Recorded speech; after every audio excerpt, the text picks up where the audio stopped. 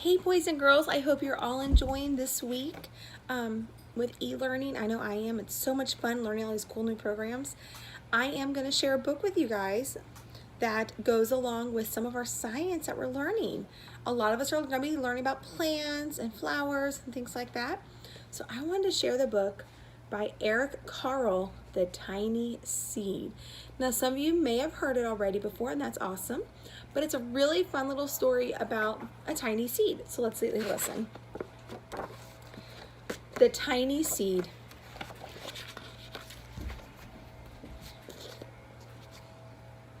It is autumn. A strong wind is blowing. It blows flower seeds high in the air and carries them far across the land. One of the seeds is tiny, smaller than any of the others. Will it be able to keep up with the others? And where are they all going? One of the seeds flies higher than the others. Up, up it goes. It flies too high, and the sun's hot rays burn it up. But the tiny seed sails on with the others.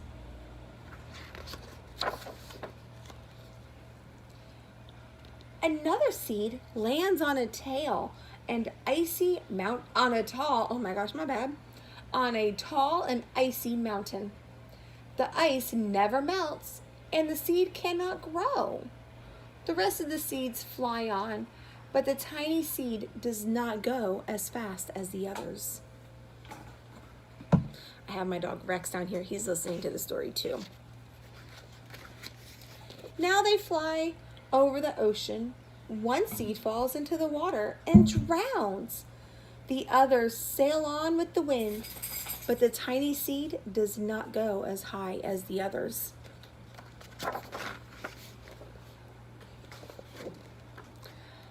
One seed drifts down onto the desert.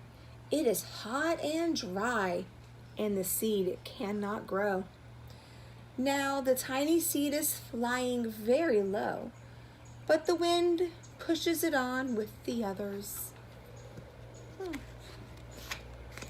Finally, the wind stops, and the seeds fall gently down on the ground. A bird comes by and eats one seed. The tiny seed is not eaten. It is so small that the bird does not see it. Now it is winter.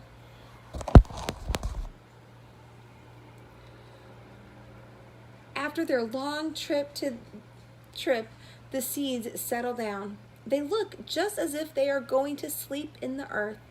Snow falls and covers them like a soft white blanket. A hungry mouse that also lives in the ground eats a seed for his lunch. But the tiny seed lies very still, and the mouse does not see it. Now it is spring. After a few months, the snow has melted. It is really spring. Birds fly by, the sun shines, rain falls. The seeds grow so round and full, they start to burst open a little. Now they are not seeds anymore. They are plants. First, they send roots down into the earth. Then their little stems and leaves begin to grow up toward the sun and air. There is another plant that grows much faster than the new little plants. It is a big fat weed, and it takes all the sunlight and the rain away from one of the small new plants. And that little plant dies. The tiny seed hasn't begun to grow yet. It will be too late. Hurry! But finally, it too starts to grow into a plant. The warm weather also brings the children out to play. They too have been waiting for the sun in springtime.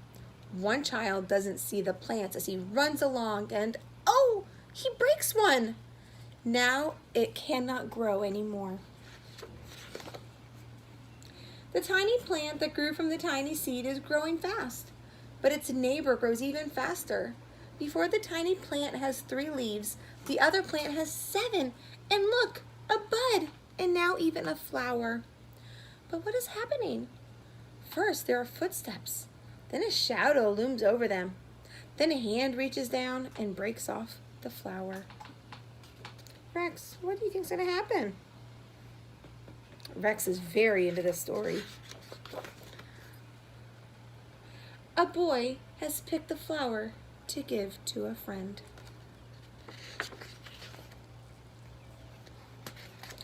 It is summer. Now the tiny plant from the tiny seed is all alone. It grows on and on. It doesn't stop. The sun shines on it and the rain waters it. It has many leaves. It grows taller and taller. It is taller than the people. It is taller than the trees. It is taller than the houses. And now a flower grows on it. People come from far and near to look at this flower. It is the tallest flower they have ever seen. It is a giant flower. All summer long, the birds and bees and butterflies come visiting. Fourth graders, I wonder why those birds and the bees and the butterflies are visiting that flower. I bet you'll learn about it. They have never seen such a big and beautiful flower. Now it is autumn again. The days grow shorter, the nights grow cooler, and the wind carries yellow and red leaves past the flower. Some petals drop from the giant flower, and they sail along with the bright leaves over the land and down to the ground. The wind blows harder. The flower has lost almost all of its petals.